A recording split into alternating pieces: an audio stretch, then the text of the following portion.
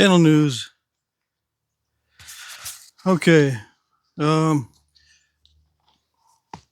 I wasn't going to announce this, but I'll go ahead and say my dad passed away last night around 8:30 p.m.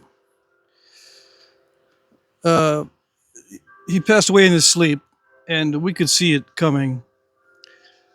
It still feels weird though, but I'll discuss it some other time. I just want to let you know. I also started the video on purpose while the church bells are chiming. So I like that effect in the last video.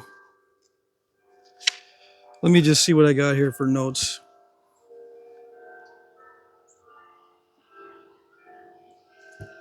I did make some new notes.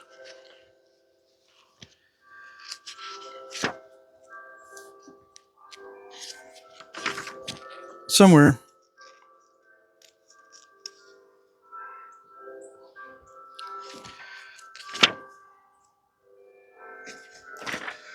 Let me think here. Did I write them in my notebook? Sometimes I write my notes in another place.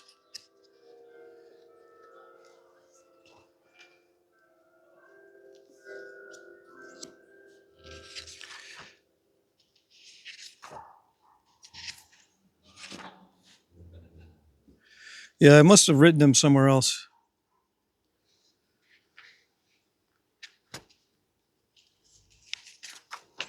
Yeah. Anyway, let's see. What can I talk about?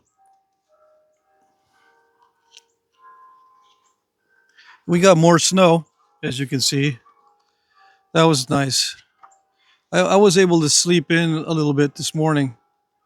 I felt pretty exhausted last night, so I went to sleep pretty quickly. My dad liked to have the TV on 24/7, so I was finally able to turn it off, and there was no light, uh, you know, flashing around. So that was different.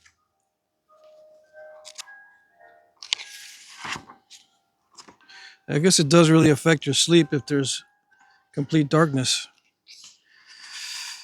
Okay, I got a lot of technical stuff that I wrote down about fracture, uh, stone fracturing and stuff, but that's just for future reference for me. I'm not going to go over that kind of stuff in these channel news videos. It really doesn't help you in Flintknapping.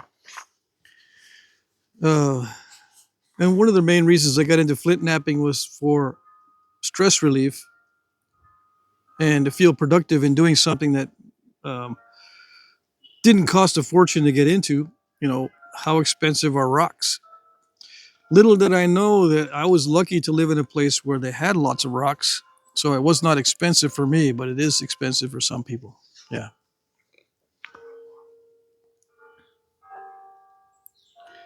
But yeah, it was a good hobby for me because it was cheap and it was very challenging. Yeah.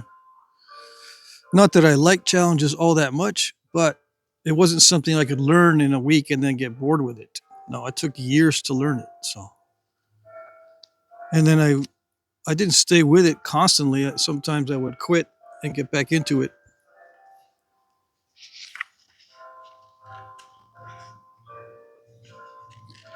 I got some notes on autism.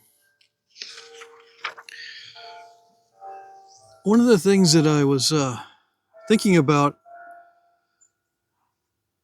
related to autism was some people online that talk about autism, they're very aware of what they do. And they're autistic, but they're extremely aware of what they do, and they can make videos on all their behaviors and challenges and fixes, workarounds, and they're very in tune with their autism. I find that very unusual because I cannot put my finger on exactly what my autism is and what my son's autism things are all about. My two sons, they're twins. They both have autism. It's very hard to know what is autism and what isn't.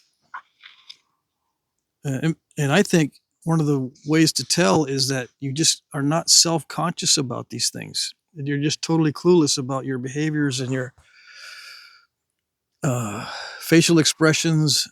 Sometimes it's hard for you to recognize what's going on as far as your hunger and your thirst and your being cold or being uncomfortable because your mind's somewhere else.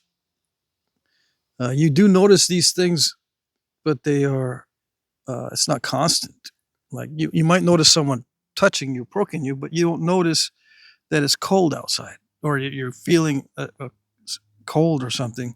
As an example, you're hypersensitive to being poked, but you can be outside in freezing cold weather and not really figure it out until later, until your hands are all frozen and that kind of thing.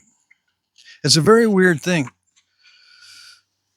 autism, because it leaves you clueless in some areas, and that's how I think you can recognize it. And it's hard to do the workarounds because you don't know what to do because you don't know what you're doing wrong.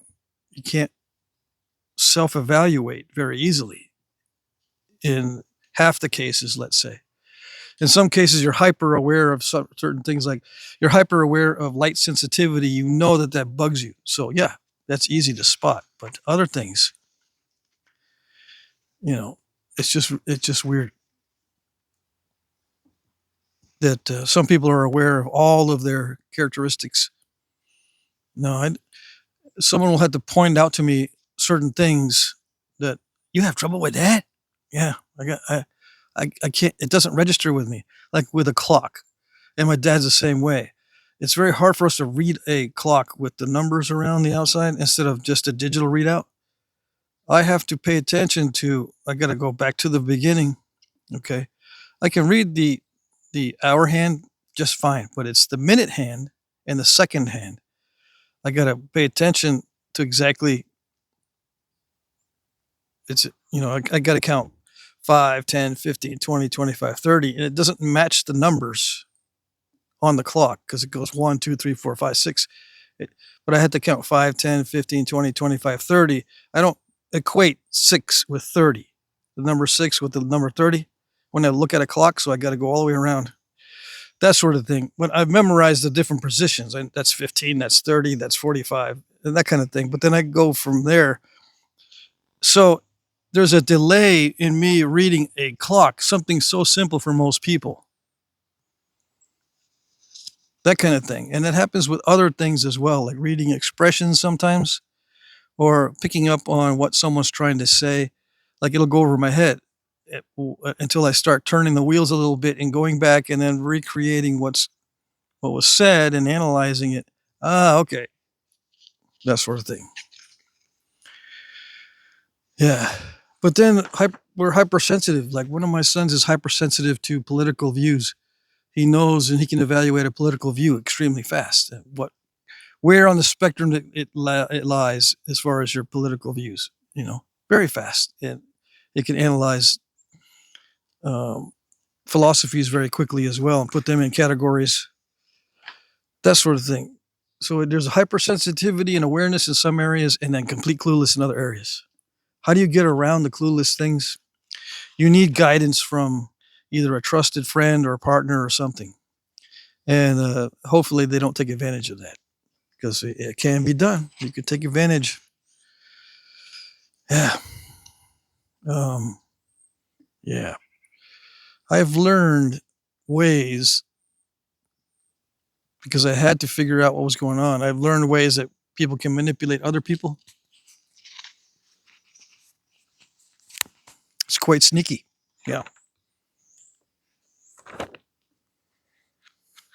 Most of the time when someone's manipulating for their benefit, they're trying to cash in on ignorance. You can cash in on ignorance if the people are ignorant about a certain thing. You can insert a falsehood. They don't know the difference, and then they'll act on that falsehood, and you can manipulate them that way. They'll act on something that's not true, and you can manipulate them that way. And there are other ways to do it too. Especially online when you're talking about subjects, Flintknapping included, or stuff like ancient artifacts and stuff. People's ignorance is pretty high in those areas, and you can just make up whatever you want and they'll believe you. And then you can manipulate the dialogue, okay, if they trust you. And it seems that in this day and age, if you can entertain, or if you have some sort of high level of skill and a certain talent, for some reason that means you have a lot of smarts. No, it just means you have talent in that area. You know how to manipulate the thing, the musical instrument, the flint knapping tools, whatever. You can, if you are very talented, people say, "Ooh, he must be quite the sharp guy and very knowledgeable." No, he might be, but the chances are same level of knowledge as most people in areas that they're discussing, except perhaps how they play the instrument or they do the napping.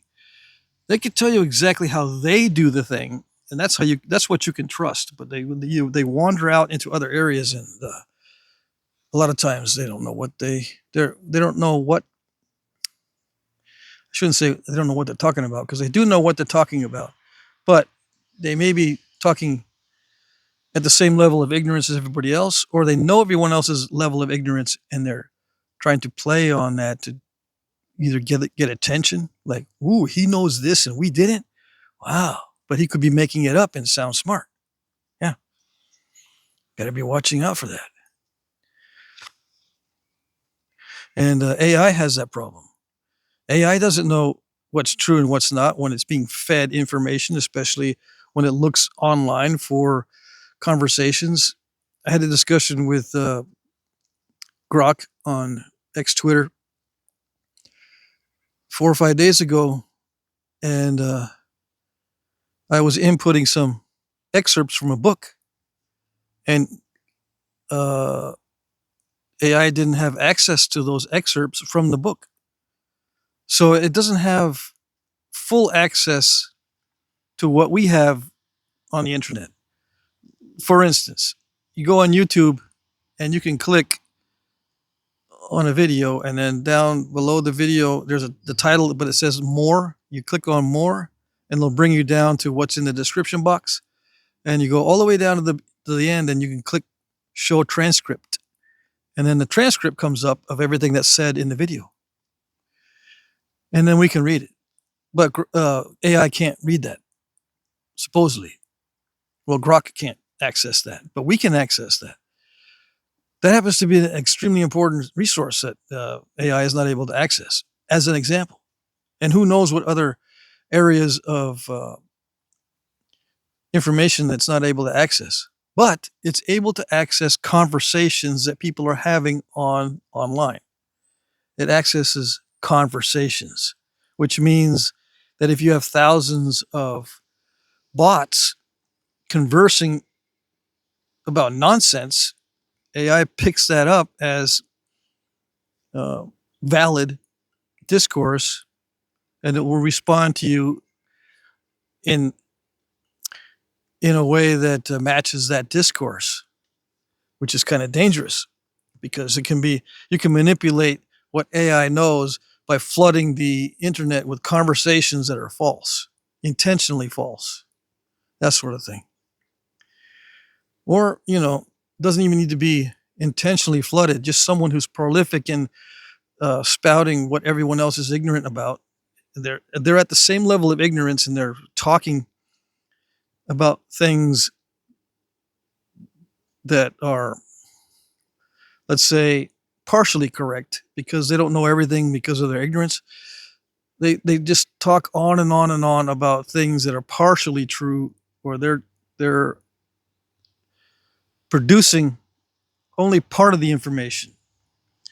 And I think that's one of the reasons why I've noticed that AI completely misses certain very important aspects of a topic where it shouldn't be, because you can just, as a person, I can access a book and it'll have all the different aspects that need to be discussed, but AI doesn't have access to those books in most cases, unless the users feed excerpts of the book into conversations. And then the AI can pick it up. So if I want AI to converse with me at a knowledgeable level, I have to input every bit of knowledge that I have read from books. I have to, upload all these excerpts into the conversation with AI so that it will pick up on that, and then we can have a discussion on it. I noticed that weakness, a few days ago, 4 or 5 days ago. But once it knows, once you upload the information you want to discuss, it does a pretty good job of discussing it and analyzing it for logical fallacies and so forth. Okay, because not everything you read is following a logical progression or making sense as far as being logical.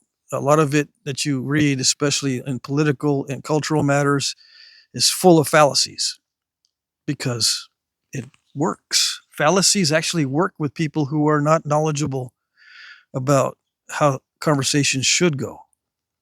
Okay? What are fallacies? Yeah, just if you look them up, you can see there's names for them. People argue in a certain way, and it sounds like it's okay, but it's actually there. It's a fallacy. And one of the classic ones is the false equivalence. There's also the appeal to hypocrisy. There's also let's see. It's hard to remember the names of these fallacies, but once you see them, then you can get the name from the conversation. You can see, oh, okay, yeah, this is circular because he's going back to the original thing. It is what it is because it is. It's circular. Like that's the gist of it. Why is it like that? Because that's the way it is. That's a circular argument. It goes back to what you're asking. It doesn't really answer it, but it sounds like an answer. It is what it is. That kind of thing. That's a fallacy. So that's not a logical way of talking. Okay. Yeah. The statement "it is what it is fine, but why is it that way? Well, because it is that way. That's not right. Okay, let me just get that clear. There may be a reason why it is a certain way. You need to know that reason, not just because it is that way. Okay.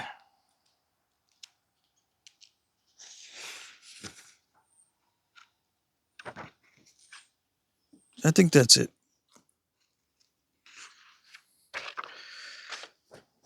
I think I need to take a rest. But I'm going to be Flintknapping. I am going to be producing videos. I'm going to rest today, pretty much. There's a lot of stuff to do. Little stuff. Lots of little stuff to do that I got to be doing today. But it's mostly done. So I was just about to take a nap and I'm going, wait a second. It's going to be 3 p.m. That's when the church bells go off. I can just run outside and do a video, and now I can hear the chimes in the background, and that makes it nice. All right. Very weak soup today. Why is it weak? Because I was lazy. I had sipped on it until it was almost gone. Then I filled it up with water. I put it in the microwave so I can bring it out here. And now it's very diluted.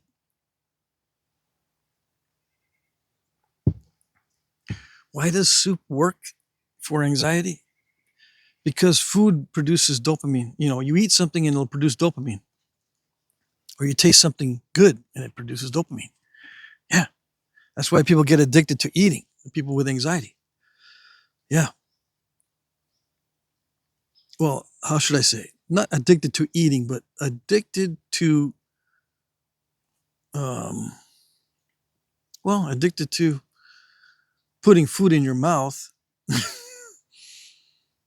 It's a little bit different than eating. If you're just trying to satisfy the dopamine, you just keep putting food in your mouth and food in your, swallowing it. It's different than when you plan your eating and you know what you're eating and you know whether or not it's good for you and stuff, and you prepare it. You're supposed to prepare a good, healthy meal every time you eat. You're not just supposed to grab whatever tastes good and yummy, yummy. What else can I grab that's good tasting and dopamine producing all day? Yeah, there's a difference there. And but as long as I'm not eating a lot of carbohydrates and sugar or any, I'm not supposed to be eating any carbohydrates and sugar, then it's good. So the soup is just a matter of spices and a stock like protein. So it's just protein and spices and water.